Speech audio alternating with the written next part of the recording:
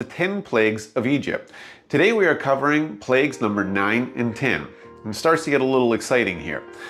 Now, in plague number 9, it was the plague of complete darkness. And what most people don't understand, we're not just talking like, oh, it got dark outside. It was a darkness that could be felt. And it was a darkness that lasted 3 days.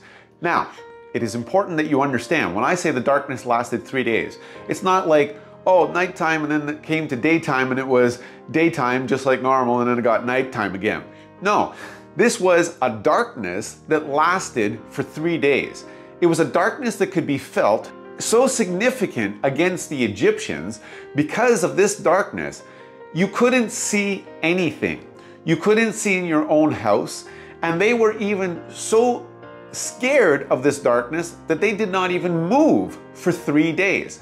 It didn't matter if they tried to put a light on or anything like that. Lights did not work. It is important to note that during this exact same time, the Israelites in the land of Goshen had light. They had daytime, and at night they had their little candles and everything like that. They had light, just like they would normally. Egypt experienced a darkness that could be felt. And this is actually recorded in Exodus chapter 10, verse 21 through 29. And this particular plague was designed to deal with the Egyptian demon god of the sun, who is named Ra, R-A. So this totally proved that their sun god was weak and powerless because God blocked out the sun for 3 days with a darkness that could be felt. And their God was not able to do anything to change that in any way. Yet, right across the way in Goshen, God's people in Israel, they had sunshine when they were supposed to have sunshine, and at night, their candles still shone bright.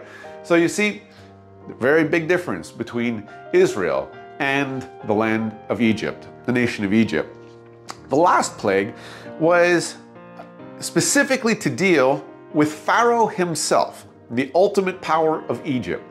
So the last plague was the plague of the firstborn. This is recorded, it's a very long section, from Exodus chapter 11, verse 1, all the way through to chapter 12, verse 30.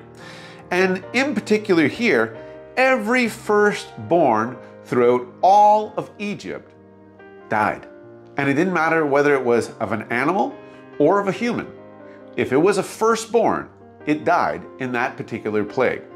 And this was very specific in order to bring Pharaoh to his knees, so that when Moses and Aaron said, "Let my people go," it was like, oh yes, please go right now.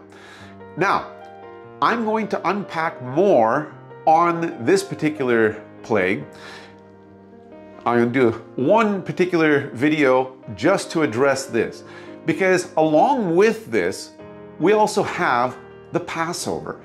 And the Passover is unique in many ways and in many facets. It is tied in with the last plague, the plague of the firstborn, but there is something so significant in dealing with as a prophecy of what is to come with Jesus that I want to take the time to unpack it properly in its own video. So please stay tuned.